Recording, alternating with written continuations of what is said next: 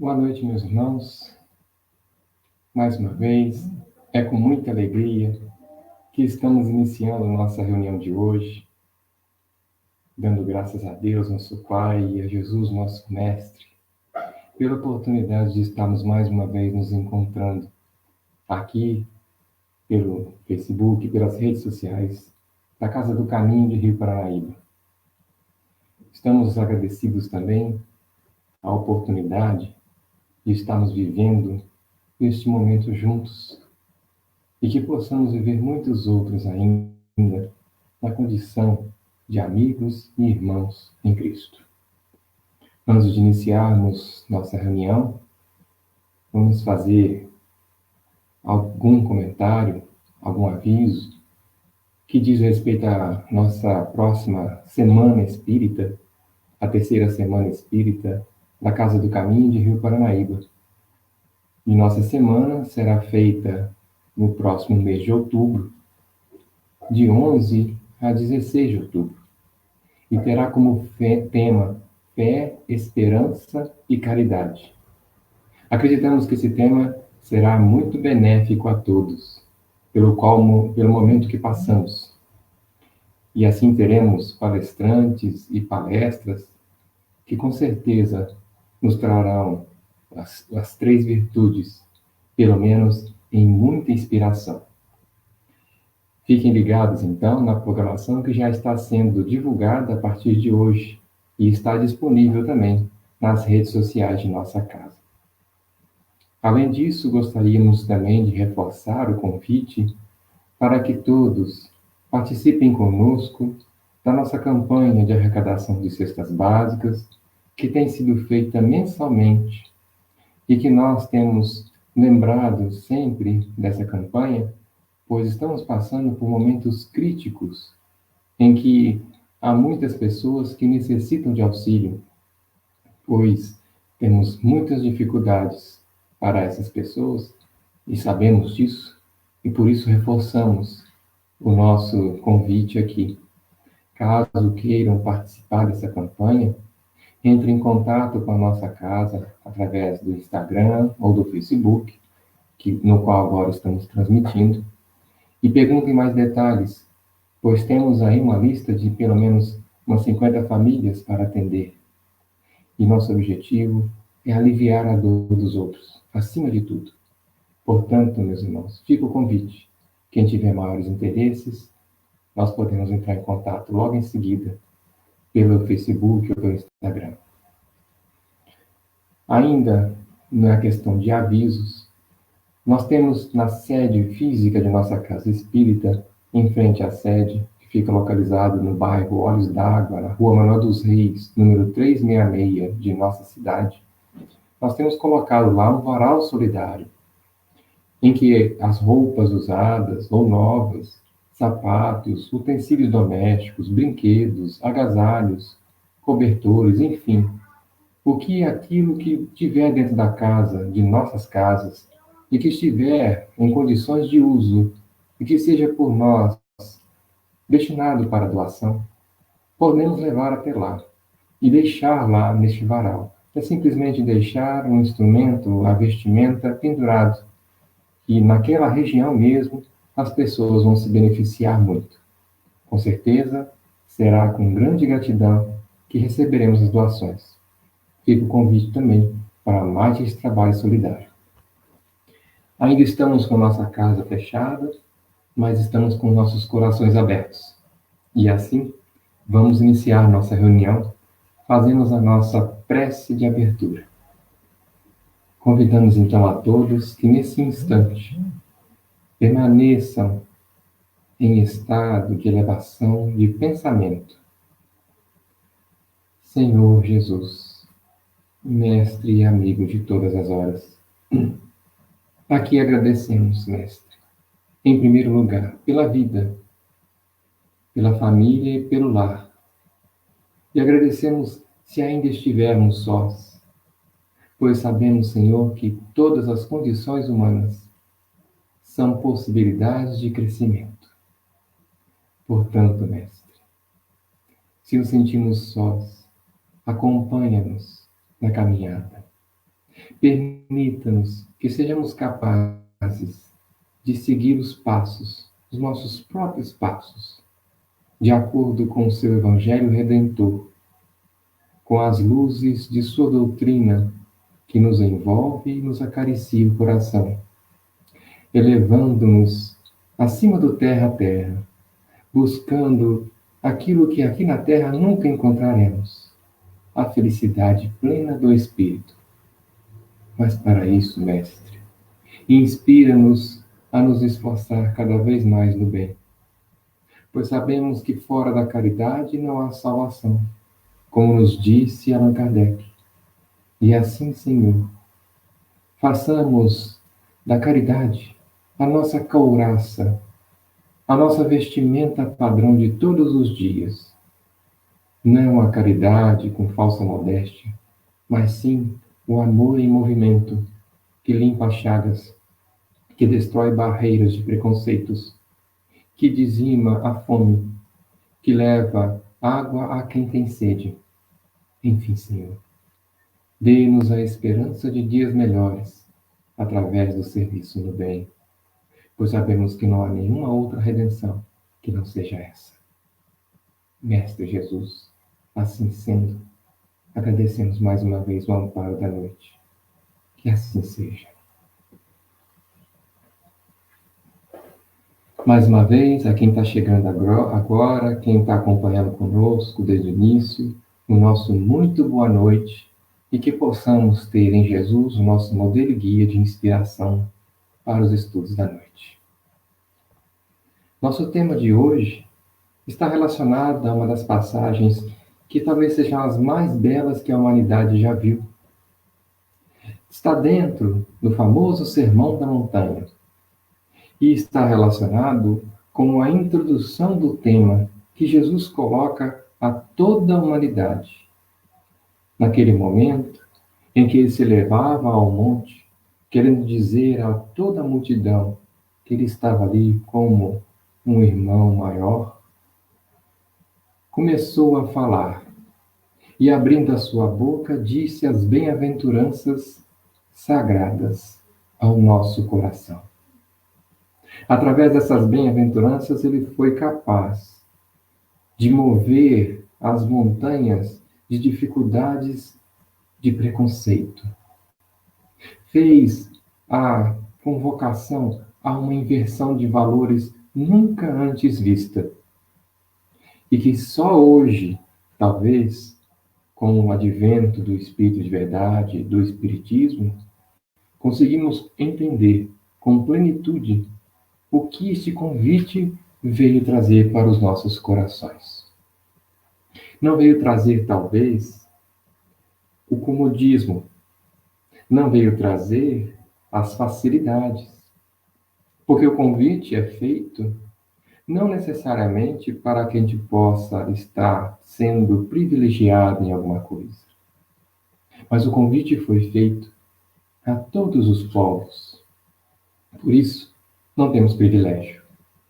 O que nós temos de privilégio é de buscar Jesus quando o convite for aceito por nós. E este aceite depende do nosso entendimento pleno desse Sermão do Monte. E existe uma passagem logo após as bem-aventuranças que nos diz a respeito dos discípulos, do discipulado, dos aprendizes, daqueles seguidores de Jesus. E o próprio Mestre vem trazer as definições desses seguidores à luz de sua sabedoria divina.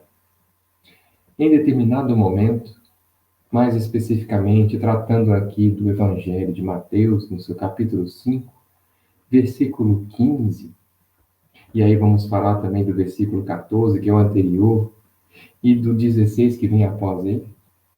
Ele vem falar dos discípulos como se fossem uma candeia. Não se acende uma candeia para colocá-la sob o alqueire, disse o Mestre, mas colocam esta candeia sobre um candeeiro, a fim de que ela clareie a todos que estão na casa. Esta passagem, que também traz o título ao capítulo 24 de O Evangelho segundo o Espiritismo, já no seu item 1, ela vem trazer para nós muitas reflexões sobre o que nós poderíamos tratar como sendo cada um dos elementos. O que seria para nós, na condição de discípulos, essa passagem? O que ela representa? Como podemos nos identificar com ela? Já que Jesus está falando a todos nós, os corações que se dizem os seus seguidores. Então Jesus veio trazer uma inauguração de um novo reino de Deus.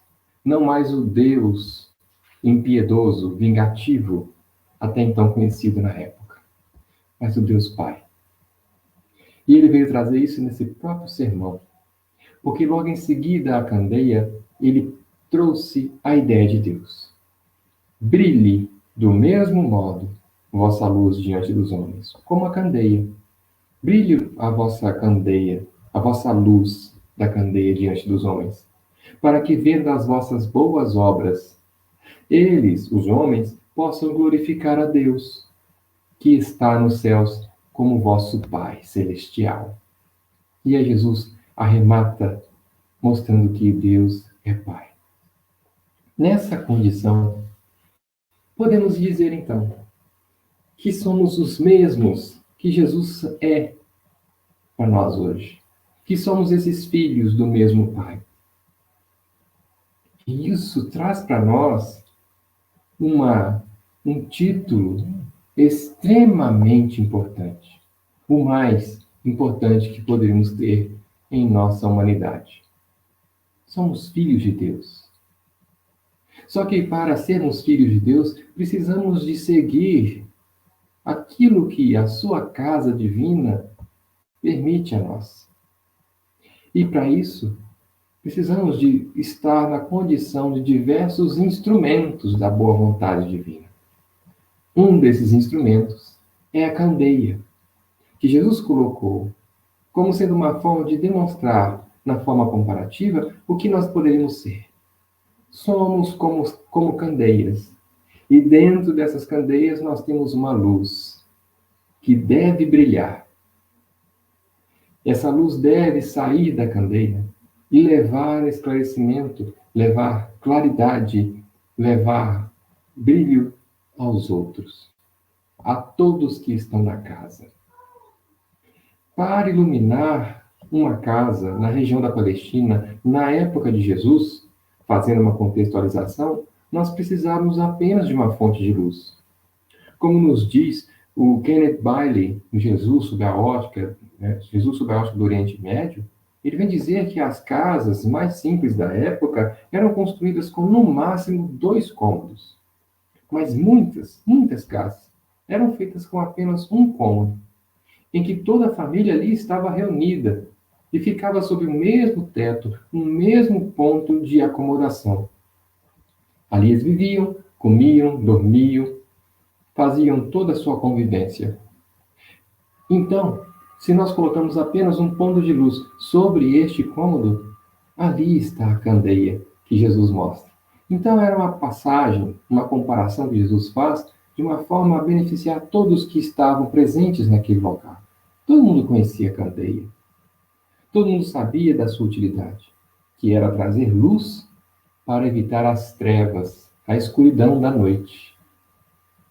E Jesus nos compara, nos coloca como sendo essa candeia que traz a luz para eliminar as trevas. Olha que belo. Olha que profundo e, ao mesmo tempo, como devemos nos comportar. É uma direção que devemos seguir. E aqui podemos imaginar que, no primeiro momento, estamos falando sobre trazer luz a quem está ignorante. As trevas poderiam ser essa ignorância, mas precisamos de entender um pouco mais a fundo de que a luz, ela deve ser, antes de mais nada, útil. Ela deve brilhar livremente. Por isso Jesus fala que a candeia deve ser colocada no alto, sob o alqueire. E mais, como que a gente faz luz com um candeeiro? Ainda na minha infância, eu via os lampiões que eram utilizados na zona rural, com os meus parentes, e via que era necessário querosene, era necessário um pavio. Acendia-se o pavio e ali ele ficava aceso sob a queima do querosene. À época de Jesus, não existia o querosene, utilizava-se o óleo. E o mesmo pavio era utilizado. Talvez um pavio de origem vegetal, mas ainda assim existiam o óleo, o pavio, o fogo, para combinar-se e fazer luz. Percebam então que a candeia tem uma estrutura para conter isso tudo.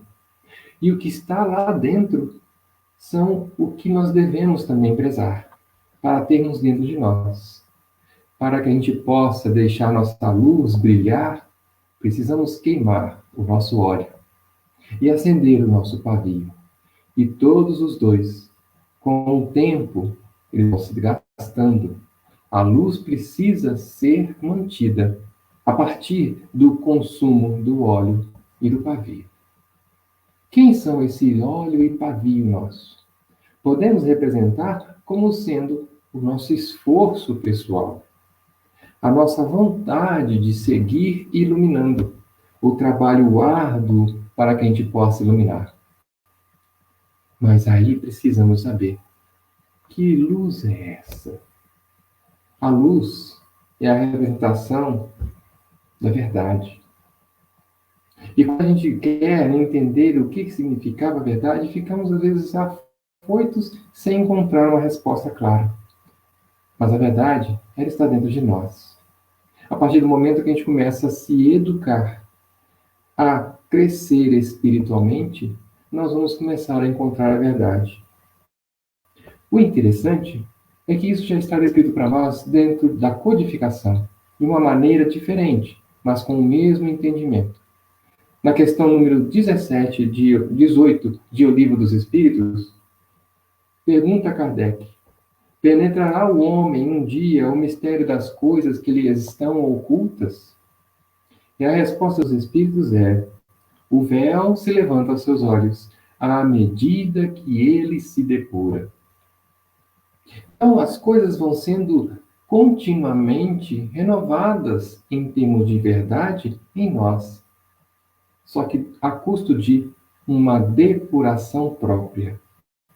A partir da nossa educação, a partir do nosso próprio entendimento sobre o mundo, que muda, que necessariamente deve melhorar. E quando nós não ficamos com vontade de melhorar o nosso próprio entendimento, quando nós queremos permanecer na ignorância, não queremos abrir os olhos para a verdade, somos como o alqueire. E aí vem a parte posterior, que não se deve colocar a candeia sob o alqueire. O alqueire é um cesto, um balaio, com cerca de 9 litros de capacidade. E aí podemos representá-lo hoje como sendo aquelas pessoas que querem posicionar a luz somente sobre um determinado ponto a seu bel prazer. São aquelas pessoas que querem cercear o esclarecimento, querem dominar os outros pela ignorância, pelas trevas. Nós também, tantas vezes, ainda deixamos nos dominar pelas nossas trevas interiores. Quantas vezes fazemos alqueires serem criados para abafar as luzes íntimas que temos? Então, Jesus estava realmente com a sapiência completa quando disse a respeito de não colocar a candeia sobre o alqueire. E ele disse isso porque sabia que em cada alma existia uma luz própria. Existia ali o Deus interno que estava presente para crescer, desabrochar e subir aos céus. E essa subida se dá com esforço. Assim, Emmanuel comenta no Fonte Viva, no seu capítulo 81, esse esforço da seguinte maneira: sem o sacrifício da energia ou do óleo, não há luz. Para nós aqui, o material de manutenção da luz é a possibilidade. O recurso, a vida. Nossa existência é uma candeia viva. Complementa Emmanuel. Então, assim, percebamos que as possibilidades que nos aparecem são a manutenção essencial da luz divina que temos. E essas possibilidades são infinitas, meus amigos. Não basta achar que hoje estamos, por estarmos, às vezes, retidos em nossas residências por mais tempo, que nós não temos possibilidades. Ao contrário, eis aqui um exemplo clássico. Estamos agora trazendo uma possibilidade de falar, de refletir, de conversar. Quantas outras vão aparecer ainda? Quantas formas diferentes de possibilidade podemos criar? A criatividade hoje começa a ser exercida em maior potencial por nós, para desviarmos-nos desses obstáculos que a pandemia nos coloca. E assim, continua Emmanuel no Caminho, Verdade e Vida, no seu capítulo 180, nossa necessidade básica é de ter a luz própria, de esclarecimento íntimo, de autoeducação, de conversão substancial do Deus ao reino de Deus. Do eu ao reino de Deus. Vejamos que precisamos de converter este eu que somos ao nosso reino de Deus que almejamos. Como que a gente pode entender essa conversão, meus amigos? Somente brilhando a nossa luz. E essa luz íntima não é somente na inteligência, na fala, no estudo, nas reflexões. Não. No primeiro momento, podemos ver que a candeia pode representar isto, a necessidade da divulgação do Evangelho, a necessidade de levar o Evangelho a todos os corações, a necessidade de estarmos sempre conectados com essas mensagens de luz. Mas a forma como o Evangelho pode ser mais levado a todas as pessoas é pelas boas obras. E essas boas obras é a forma como as pessoas vão enxergar que estamos sendo realmente cristãos. E essas boas obras, como nascem em nós? Aí voltamos na questão que comumente falamos aqui, na questão 909, que nos leva a uma pergunta. Poderia sempre o homem, pelos seus esforços, vencer as suas más inclinações? E os espíritos respondem, sim, e frequentemente fazendo esforços muito insignificantes. O problema é que não lhe falta má vontade, ou o que lhe falta muito é a boa vontade. Falta-nos isso. Falta-nos ainda nos impulsionar com entusiasmo para vencer as barreiras do eu trevoso, que quer cercear essa claridade da nossa candeia. Essa barreira será vencida pela decisão firme. Somente teremos decisão firme se alimentarmos essa candeia com o óleo vivo da fé. A fé voltada para a razão, a fé raciocinada. Por isso, no mesmo capítulo 24 do Evangelho segundo o Espiritismo, existe lá um item falando sobre a coragem da fé. É a partir dessa fé levantada aos cimos do divino é que podemos, então, fazer as boas obras de Deus. E aí, complementando essa pergunta, aparece a 912. Na questão 912 de O Livro dos Espíritos, nós temos qual o meio mais eficiente de combater-se o predomínio da natureza corpórea? Por que essa pergunta nós colocamos aqui? Porque a natureza corpórea ela é capaz de nos absorver em quase completude, pensando a nós mesmos que somos pessoas, fisicamente falando, aqui presentes. Só que, na verdade, nós estamos colocados não como pessoas com corpo físico, mas espíritos encarnados em um corpo físico. E a natureza corpórea nos faz enxergar algo diferente. Porque, enquanto encarnados, ficamos limitados a esses 5 sentidos. E quando ficamos limitados, confundimos a natureza material com a espiritual e esquecemos da espiritual. Assim, fazendo o meio mais eficiente a parecer de vencer a natureza corpórea é praticar a abnegação, segundo os Espíritos. E a abnegação é consentir com as leis divinas que nos regem no coração. É renunciar a si mesmo em favor, a benefício de outra pessoa. Hoje a humanidade está mais do que nunca necessitando de reconhecer na abnegação um dos seus maiores auxiliares para o reerguimento da civilização que ainda está decaída pelos infortúnios que nós temos que carregar graças ao nosso egoísmo. Assim, é necessário voltarmos para dentro e encontrarmos alguma coisa que nos chame a atenção para a boa vontade. Como que eu posso agora me motivar?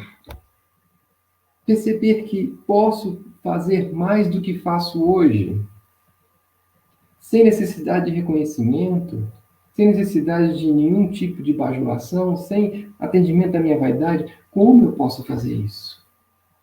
Acendendo essa luz interior que é o Cristo interno.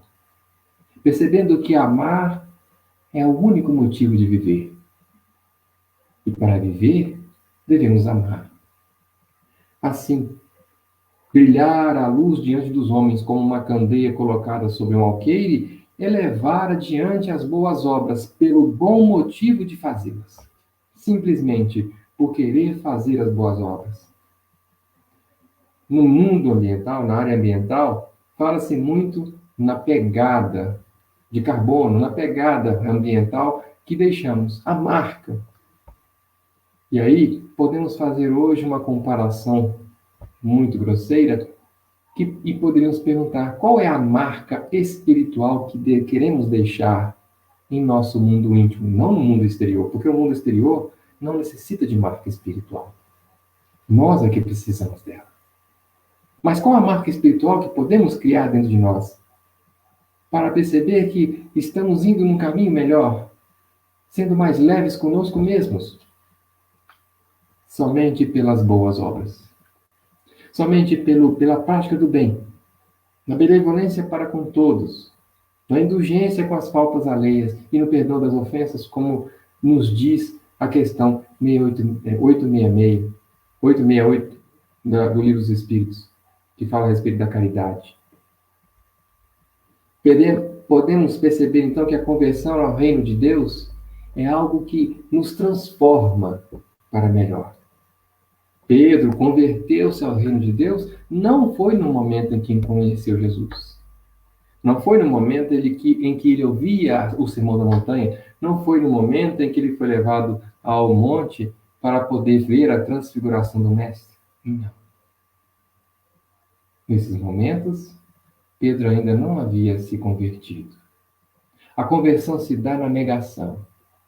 No momento em que ele nega Jesus pela terceira vez, e o galo canta, e ele olha nos olhos do Mestre, e enxerga lá a doce dor da necessidade de reparação. Paulo não se converteu por criar grandes falas no Sinédrio. Não se converteu no momento em que apareceu na casa do caminho para discutir com Estevão. Não se converteu nesses momentos, mas sim a caminho de Damasco. Que em plena luz solar do deserto aparece aquela luz mais brilhante do que o sol e o deixa cego, espiritualmente. Encontrando-se então com Jesus, percebe que ali existia agora um motivo para viver. Porque até aquele momento ele ainda estava buscando, não sabia o que, mas angustiado, não percebia o que a vida poderia trazer para ele ainda. E ele encontra Jesus. Jesus vem até ele. Maria Madalena, ao conversar com Jesus, percebe claramente o sentido real de amar, e não mais envolvida nas suas paixões mundanas e sensuais, resolve doar tudo, vender todas as coisas, dar todas as coisas que ela tinha. E a partir dali, dedicou-se a seguir o Mestre, a beber naquela fonte de água viva que deixaria para ela sempre uma lembrança muito feliz de que ela venceu o mal. E tornou-se então um espírito convertido de maior sublimidade que o Evangelho relatou, por vencer a si mesma em todas as suas mazelas. Eis a conversão para Deus, que o sacrifício dessa candeia que somos nos exige, queimando o nosso próprio óleo e ainda deixando o nosso pavio aceso, para levar aos homens que chegam à casa e que estão nela as boas novas do Evangelho.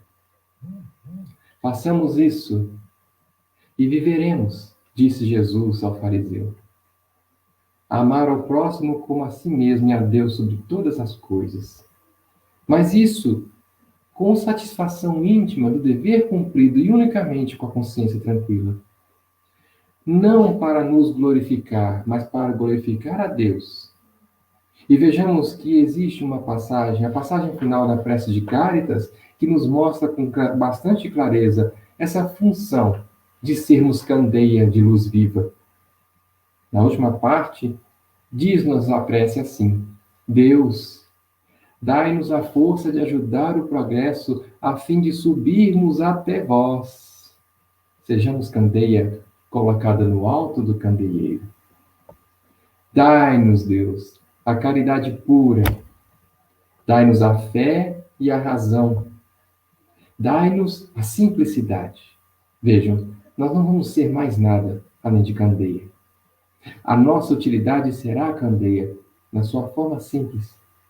Mas dai-nos a simplicidade, que fará de nossas almas um espelho, onde se refletirá a vossa santa e misericordiosa imagem. Essa claridade de sermos candeia de luz viva é para refletir a claridade maior de Deus, nosso Pai. Pois hoje ainda nos encontramos num mundo trevoso, intimamente e externamente.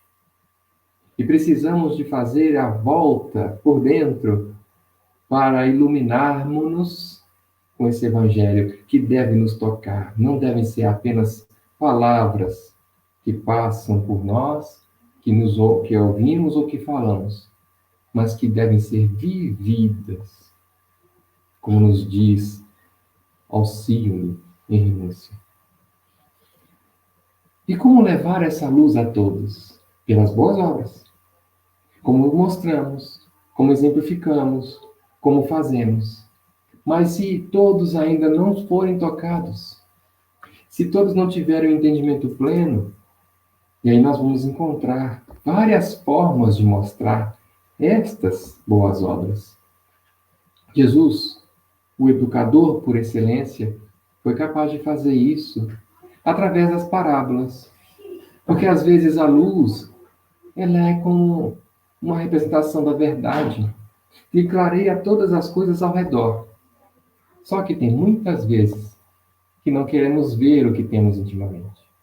E quando abrimos essa claridade, vamos encontrar nos refúgios da nossa alma um canto mais sujo, uma região de podridão, um local que está abandonado, um local que está cheio de teias, um local que ainda precisa de ser vasculhado.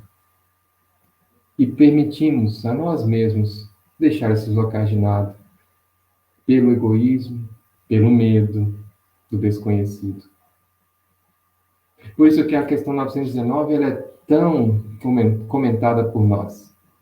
Porque ela não é simplesmente uma fala filosófica na sua resposta. Qual o meio mais prático e eficaz para dominar as nossas más inclinações e vencê-las? E aí vem a resposta: conhece-te a ti mesmo. Conhecer é tomar conta, tomar conhecimento, tomar consciência. E a verdade nos provoca isso. E quando a gente faz a autoeducação, a gente provoca essa verdade íntima. Dizer para si mesmo eu sou assim ainda, eu estou dessa forma, reconhecendo-se ainda com limitações, de maneira corajosa, ainda é para poucos, pois necessitamos de ir além neste momento. E aí podemos nos revestir da verdade de uma maneira diferente. Como levar a luz a todos e a nós mesmos? Às vezes a gente pode levar ela cara a cara, frente a frente. A verdade pode nos aparecer quando a gente começa a se autoeducar. Como a gente pode trabalhar isso? A gente às vezes pode, no dizer popular, ir comendo pelas beiradas. E aí aparece Jesus com a sua magistral forma parabólica de ensinar. E temos uma historinha dentro de Palavras Encantadas, um livro muito gostoso de ler, que diz para nós que a verdade um dia estava passeando pelas ruas e ela andava nua e todos a temiam, fugiam dela, com receio de olhar para ela e quando tentavam olhar se espantavam. Então a verdade ficou acabrunhada, triste, porque ninguém queria ficar com ela. Nós homens hoje ainda somos assim. Fugimos da verdade. Mas ela está aí, ela é fato. Tem pessoas que não aceitam certas verdades, mas são verdades. Como podemos então trazer para nós mesmos o aceite dessas verdades? Aí vem a parábola, vem a forma alegórica de dizer. A verdade estava sozinha, triste, porque os homens não queriam conversar com ela, nem vê-la. E aí, de repente, aparece a parábola andando pelas ruas livre, solta, fagueira, com seus vestidos coloridos. E perguntou Verdade, Verdade, por que está tão abatida? E a Verdade então falou, porque eu devo ser muito feia, porque ninguém quer me ver, todo mundo me evita. E aí a parábola fala para ela, que disparate! Não é por isso que os homens te evitam. Toma, veste uma das minhas roupas e vê o que acontece. Logo em seguida, quando a Verdade pôs as lindas vestes da parábola, de repente, por toda parte, por onde passava, ela era bem-vinda, ela era benquista. Então a parábola falou: a verdade é que os homens não gostam de encarar a verdade nua. Elas preferem ela disfarçada. Então nós homens às vezes queremos a verdade disfarçada, mais suavizada, para que ela não seja então tão espantadora, tão espantosa ao nosso bem-querer. E Jesus foi assim, singelo, em mostrar para cada um de nós, por parábolas ou por ensinamentos diretos, a verdade. Mas não deixou de trazê-la para nós. Muitos de nós entendemos num primeiro momento, pela forma direta, a verdade que Jesus colocou. E outros precisaram das comparações da candeia. Outros precisaram das parábolas do reino dos céus, iguais a um senhor, igual a um dracma perdido, igual a um homem, um senhor que tinha 2 filhos. As parábolas apareceram para resolver intimamente o que estava difícil de entender aos corações. Mas não deixou de mostrar a verdade. Quando nós colocamos a verdade sobre o alqueire, aí a gente tapa a luz. Jesus não fez isso. Por isso que ele disse bem claramente que devemos colocar a candeia no candeeiro. A verdade, ela é simples e ela precisa ser mostrada a todos nas boas obras, porque ela é como água cristalina que deve matar a nossa sede, a nossa ânsia de querer saber os caminhos reais que devemos seguir na vida. Sejamos essa candeia, sejamos essa água cristalina que mata a sede e nos mostra os caminhos reais. E até a água cristalina, quando brota da fonte, ela precisa ser então levada para cada um dos cantos e recantos do vale até desembocar no mar. Havia um rei que estava com muita sede, mas ninguém na época sabia ou percebia o que era a sede. Nem ele mesmo identificava isso plenamente. Então ele dizia: Minha garganta está seca, e ficava ansioso por alguma coisa para resolver o seu problema de garganta seca. Os cortesãos então passaram a dar a ele alguns tipos de líquidos para poder então aliviar as dores da sua garganta, a secura de sua garganta. Deram a ele primeiramente óleo lubrificante. E o rei então tomou o óleo e começou a ter um certo desgosto e uma vontade de ficar enjoado. O óleo lubrificante parece que piorou a situação. Então os cortesãos acorreram e deram a ele vinagre. Quando ele tomou o vinagre, os olhos começaram a lacrimejar e o estômago então ficou todo revertido. Parecia que ele queria passar muitas dores de estômago. Então o rei falou assim: Eu acho que eu estou com sede. E os cortesãos disseram assim: Sede? Que isso, meu rei? E quem é que disse que sede faz os olhos lacrimejarem? E aí os cortesãos, esbaforidos com a situação, foram atrás das águas de rosas, querendo com que o rei, então, resolvesse sua situação. Naquele momento, apareceu um conselheiro.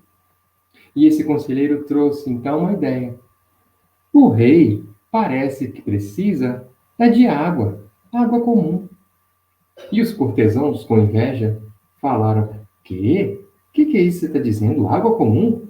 Onde já se viu um rei, tomar água comum? E aí o rei: Meu conselheiro, estou duplamente decepcionado com você, porque você me diz duas coisas ruins. Primeiro, que onde já se viu um rei como eu tomar água comum? E depois, você está tirando pouco caso da minha situação de doença, da doença que eu estou tendo. E daquele momento em diante, aquele conselheiro foi chamado de bobo da corte. Isso também está no livro Palavras Encantadas. Isso tudo para evitar de tomar a água pura, comum. A verdade é esta água comum do rei. E quantas vezes nós nos colocamos como o rei, ou como os cortesãos, que não aceitamos de forma alguma que essa verdade pura e cristalina venha até nós, nos faça a educação íntima, nos coloque então como candeias vivas, cheias de iluminação, sobre o candeeiro. Quantas vezes ainda queremos sermos o alqueire, ao invés de sermos as candeias? Então, meus amigos, atendamos ao pedido de Jesus. Brilhe a nossa luz diante de todos os homens, para que eles possam ver as nossas boas obras e glorifiquem a Deus, nosso Pai, que estás nos céus. E essas boas obras são a caridade, são a boa vontade de fazer o bem, são o esforço próprio de sair dos nossos limites e imperfeições, para que então possamos fazer essa luz íntima brilhar através do Evangelho. Meus irmãos, é com esta vontade que deixamos a mensagem da noite. É com essa certeza de que a luz brilhará ainda mais uma vez após a tempestade que temos íntima. É que nos despedimos e assim gostaríamos de agradecer com a prece de encerramento. Deus, nosso Pai, Jesus, nosso modelo e guia, aqui estamos agradecidos por esses instantes em que reunidos podemos estudar um pouquinho mais de uma das passagens do Evangelho. Passagem essa que é tão profunda, tão singela e tão convidativa aos nossos corações amargurados. Sofrimento todos temos. Dores e lágrimas sempre passarão por nós, pois ainda estamos num planeta de provas e expiações. Mas eis que uma alvorada nova resplandece diante de nós, buscando essa regeneração dentro de nós. Sejamos essas candeias vivas, iluminadas, queimando o pavio e o óleo ardente, para que então o Evangelho de nosso Senhor Jesus seja capaz de trazer novamente o esclarecimento, o consolo, o perdão das ofensas, a solidariedade e o amor em todas as criaturas. Jesus espera por nós. E nós, aqui que estamos, queremos, sinceramente, retornar a esse regaço do seu reino, do reino de nosso Deus, nosso Pai, para que então, um dia, nunca mais, sejamos treva e simplesmente brilhamos. Assim, Senhor, assim, meus amigos, agradecemos mais uma vez pelo amparo, pela atenção e colocamos aqui, enquanto Casa do Caminho, à disposição para maiores esclarecimentos. Avisando que novamente teremos aí, no dia 11 até o dia 16 de outubro, a nossa terceira Semana Espírita, também neste mesmo canal. Agradecemos a todos que puderam estar conosco neste instante. Agradecemos pela oportunidade, mais uma vez bendita, de estudarmos este Evangelho de amor que nos redime e nos consola. Muita paz a todos, uma boa semana e fiquem todos com Deus. Até a próxima.